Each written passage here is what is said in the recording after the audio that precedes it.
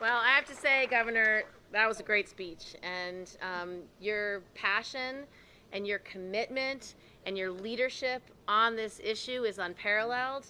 You will be the greatest governor in our lifetime to fight for women's reproductive freedom. So thank you so much, Governor, for your leadership on this.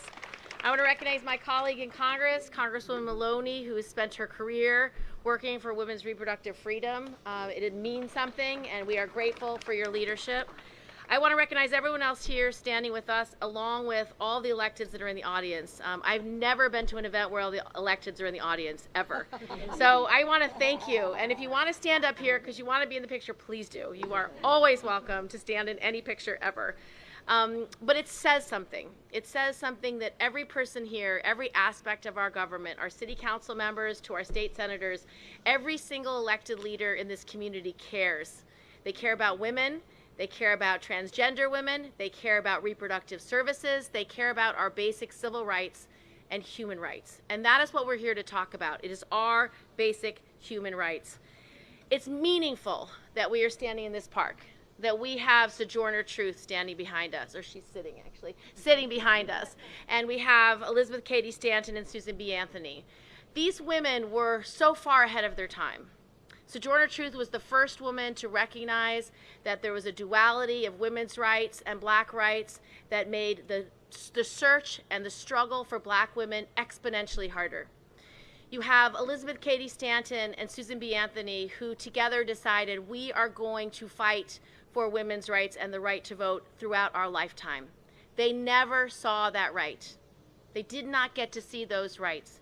And so anytime that we as a community feel tired or dispossessed or discouraged, this is a reminder for us. You can work a lifetime, and it is worth working your lifetime, because every struggle that we have today is hopefully a struggle that our children and our children's children do not have to have. But that is where we are in America today. And the forces that want to put America's women back into history, the forces that want to deny women reproductive freedom, basic human rights to decide what they do with their bodies, when they have children, under what circumstances they will have children, and how many children they will have, are being denied to women all across this country.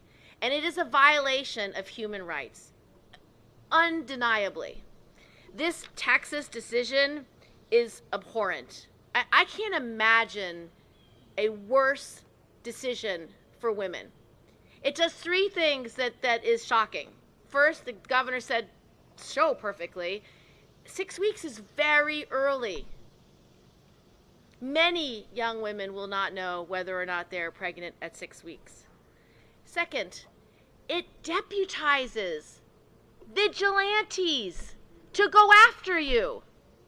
Anybody in that state has universal standing to go after you and make sure you get prosecuted if you are seeking an abortion or helping someone make a decision. So the third thing it does is it creates a right of action against anyone. You sat with your friend and talked to her about what she wants to do with her future. I can sue you. I can put you in jail. I can make you pay $10,000. It is shocking, shocking what they did in Texas. And Texas isn't alone. Texas is just the first big idea that these conservative legislators have all throughout America. We have another lawsuit that's being filed that is extremely dangerous in Mississippi. Mississippi, the Supreme Court will hear a case on the Mississippi's 15-week abortion ban that is a direct challenge to Roe v. Wade. And you have creative lawyers all across the country. The New York Times had an article about it yesterday, who have spent their lives figuring out what lawsuit, what can I file to get to the Supreme Court to eradicate women's reproductive freedom. And it's more than just this question of when you should have access to care. They want to deny women their humanity. And this is what's so frustrating. They want to make sure that women and transgender people are second-class citizens because they want to take away these fundamental decision-making capabilities. It's as simple as that. Imagine taking away 51% of the population's decision about what kind of health care to seek and when to seek it and what treatments are appropriate for you. It's unconscionable. So on the federal level, my job and Carolyn's job is to pass the Women's Health Protection Act. This would basically codify Roe v. Wade. It would tell these state legislators and governors across the country that it is not their purview to make these decisions. Now, to get that done, that is going to be very hard because we may have to have filibuster reform before we pass it in the Senate. I fully support filibuster reform to pass reproductive freedom in the U.S. Senate. We also have to continue our struggle to repeal the Hyde Amendment. The Hyde Amendment is what makes it unfair for low-income women. So it tells people, oh, sure, you still have abortion protections, but not if you don't have the money for it, not if you don't have the resources, not if you don't have the ability to pay.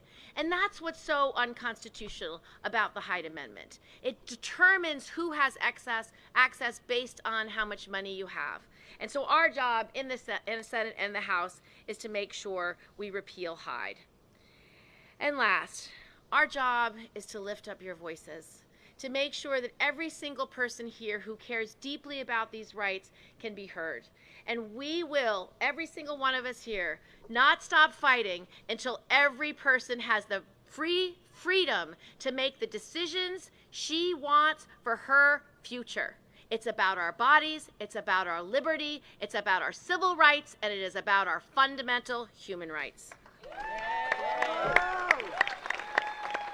You want to introduce the next one, Robin? Robin Chappelle Goldston,